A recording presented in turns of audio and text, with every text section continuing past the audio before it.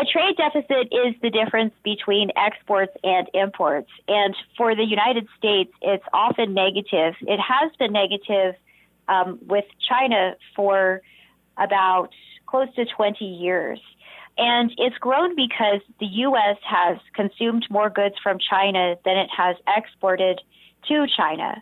One reason for this is because U.S. firms often set up shop in China as part of foreign direct investment in China in order to produce goods using cheap labor and then to re-export them back to the United States. It's these companies, these multinational firms, that create a lot of profits. And at the same time, they generate jobs in the United States in the services sector by hiring people who do advertising or marketing or financial aspects for their companies. In addition to that, a lot of goods are simply processed in China. So that means that some goods are produced in other nations, especially in East and Southeast Asia, and they're processed or put together in China and then re-exported to the United States. So it's far more complex than China just producing goods and sending them over to us and us shipping goods to them.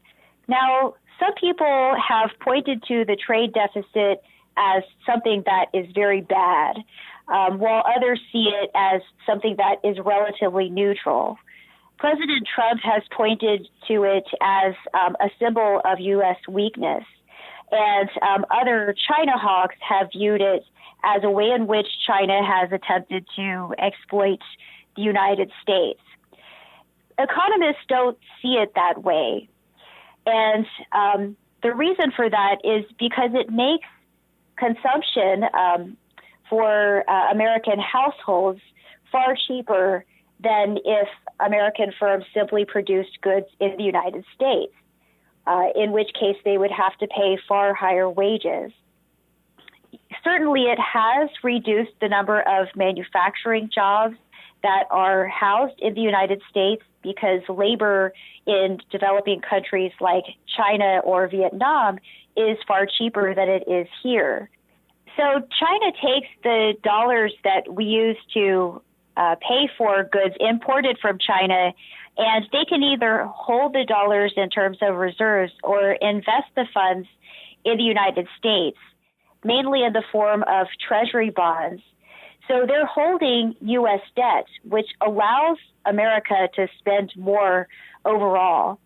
So in general, it has been a positive for the United States. President Trump misunderstands and misinterprets what the trade deficit is.